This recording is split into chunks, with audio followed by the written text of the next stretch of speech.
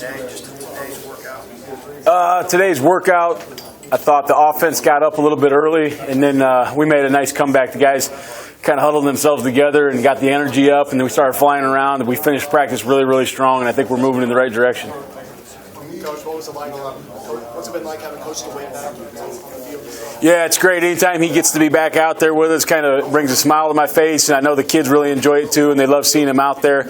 And he's trying to do what he can do, and the most important thing for right now for him is to get healthy and take care of his family, but we love it when he comes out here, so I'm glad his wife lets him come for a few hours. Does that give you guys a lift in practice? Absolutely. We go out there and see him, especially we come down from the meeting room. If he doesn't tell us he's going to be here, and all of a sudden he comes out there, everybody's spirits are pretty high. So.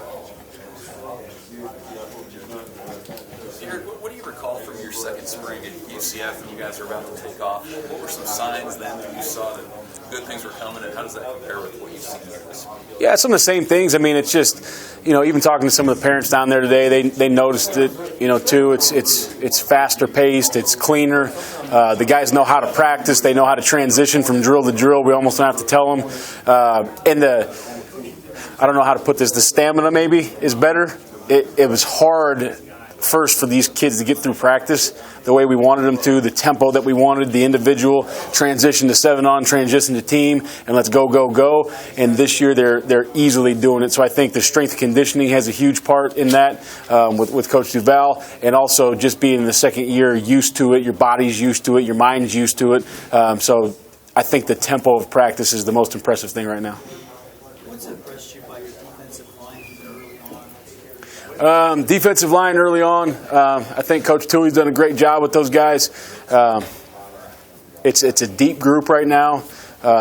With the Davis brothers and Stilly coming back, and now the two Daniels brothers, the addition to him and Deshaun, and there's just a ton of guys. But I really like the violence they're playing with up front, and they're really running to the football right now.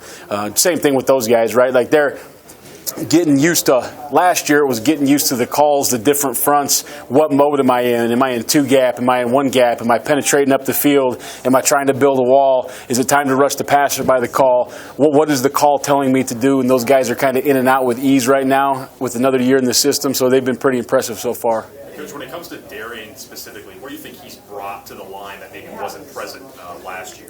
I think he's brought some experience. He's brought some leadership.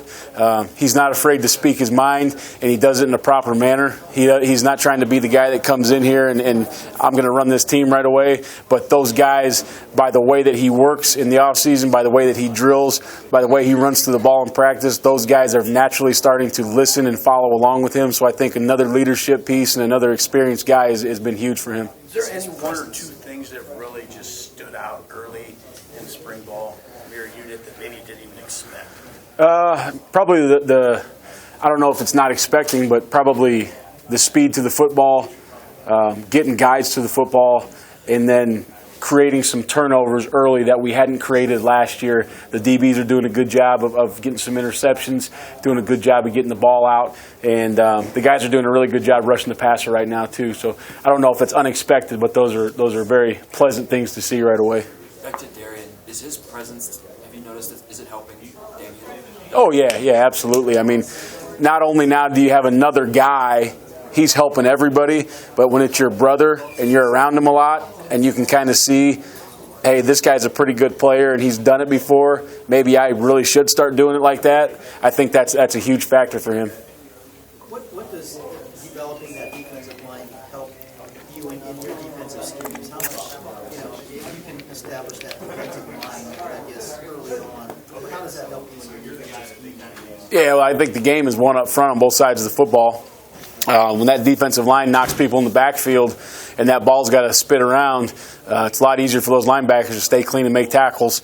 Also, it's easier for the DBs, even though they're doing a great job right now. Some of those balls are coming out pretty hot because those guys are pushing the pocket pretty good right now. So I think that it helps in the run and it helps in the pass. When you're good up front, it helps everybody do your job. We kind of saw Deontay Williams in really limited roles last year. What's different from him at the end of last season to where he is now? The difference for him right now is he always played with speed and violence. The difference for him right now is he really understands what we want to get done. It's not just renegade football. It's not intramural football right now anymore. It's running stuff within the scheme of the defense, playing within the scheme of the defense, but still playing with that same violence and intensity that he had when he kind of didn't know what he was doing. That outside linebacker group, who's maybe kind of stepped up as a leader in that unit, who's really impressed here so far? I mean, I think leaders in that unit, obviously, Ferg and Ace are probably, leading that, and then JoJo Doman's been very impressive. Those three have been really impressive.